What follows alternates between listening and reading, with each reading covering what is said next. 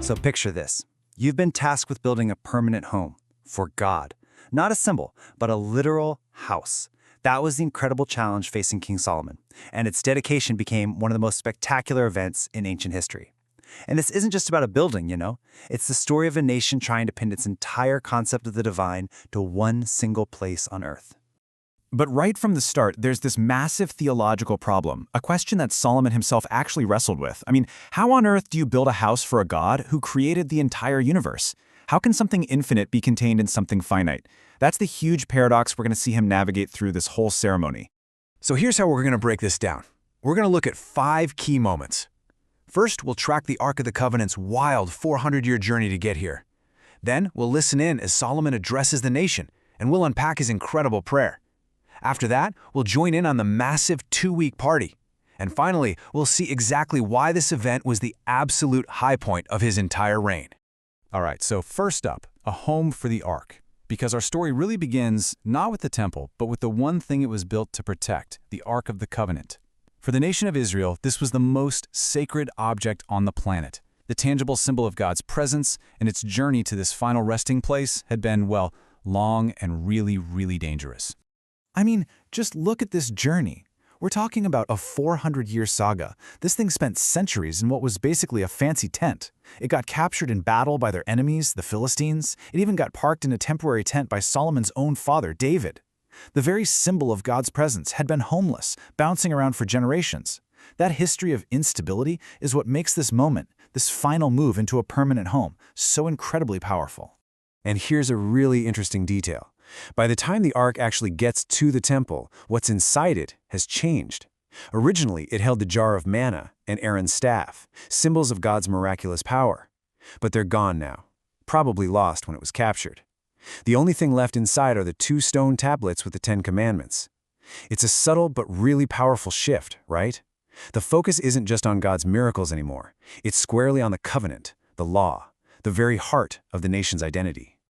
So the big moment arrives. The priests carry the Ark into the innermost sanctuary, the Holy of Holies. And then everything just stops. A thick cloud, described as the glory of the Lord, just descends and fills the entire temple. It's so intense that the priests literally can't even stand up to do their jobs.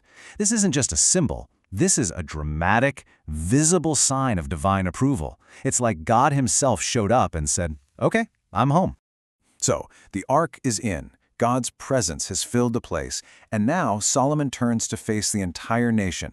This is his moment to frame what this all means, to explain to everyone what this incredible building is all about for generations to come.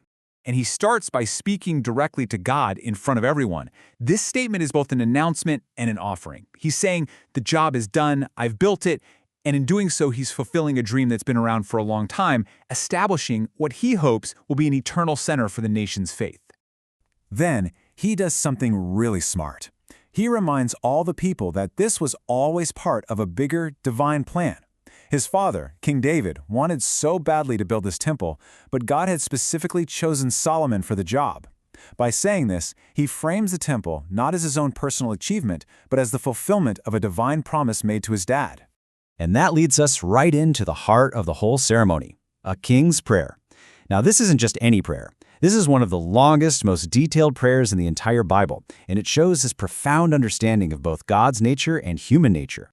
He kicks things off with his core confession of faith. Before he asks for a single thing, Solomon just states who he's talking to, a one-of-a-kind God, one who keeps his promises and shows mercy. This really sets the stage for everything that comes next. And get this, think about the image this creates. The most powerful man in the nation, the king, doesn't stand there and make demands. He kneels in front of all his people and in front of his God. This physical act of humility says it all. He's not the ultimate boss here. He's a servant leader, bringing the needs of his people before the true king. So what does he ask for? Well, his requests basically cover all the bases for a nation. He asks God to just hear their prayers when they pray towards this place. He asks for divine help to make sure justice is done. He asks for forgiveness because he knows they're going to mess up and need to repent. But it's his 4th request that is just truly remarkable for this time period. He prays for foreigners. Yes, you heard that right. Solomon offers what's called an intercessory prayer, basically a prayer on behalf of others. and he asks God to listen to the prayers of non-Israelites who might show up at the temple looking for him. He imagined this temple not just as a house for Israel, but as a beacon, a place where God's name could become famous all over the world. And the wisdom packed into this prayer is just staggering. He starts by admitting that paradox we talked about, saying, "The highest heavens can't contain you, how much less this temple I've built." He acknowledges the simple, universal truth that there is no one who does not sin. And with this crazy foresight, he actually prays for his people's forgiveness if they're one day conquered and exiled because of their disobedience. It's incredible.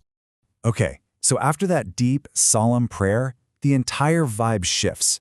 We're moving from a formal ceremony to a massive, joyful celebration. The dedication of the temple wasn't just a stuffy official event, it was a nationwide festival on a scale they had never seen before. 14. That's the number, 14 straight days. 2 full weeks. That number alone tells you everything you need to know about the scale of this thing. Can you even imagine the logistics of throwing a nationwide party that lasts for half a month? This was a moment designed to be unforgettable. The text just says, a tremendous number of animals were sacrificed. This was a collective effort. All the priests, all the leaders were involved. And these peace offerings weren't just religious rituals, they were communal meals. It means the entire nation was basically having a giant 2-week-long barbecue together. It was a shared act of worship and unity. And the result? At the end of it all, the people don't just go home exhausted, they leave filled with joy and contentment. They bless their king, and they head home happy. This was a moment of perfect harmony. The people, their leader, and their God, all on the same page. So, let's pull all these threads together. You have the historic journey of the Ark, the visible presence of God, the king's humble prayer, and this massive, unified celebration. What does it all add up to? Well, it means this was way more than just a ceremony. It was the absolute high point of King Solomon's entire reign. The temple's completion was the fulfillment of a promise that went back generations. It was a symbol of stability, of national identity, and of divine favor. For this one brief, shining moment in history, the kingdom was unified, it was prosperous, it was at peace, and it had a permanent center for its faith. It was, without a doubt, the pinnacle. And this kind of brings us full circle, right back to that question Solomon himself had. He knew that a building made of stone and wood couldn't really contain God. The temple was a focal point, a meeting place. And later, this idea evolves, with the New Testament suggesting that the human body itself can be a kind of temple. So the question for us becomes, what does it mean to take the lessons from this magnificent physical structure, a place of prayer, reverence, and divine presence, and apply them to the living, breathing temples of our own lives? That's a powerful idea to think about.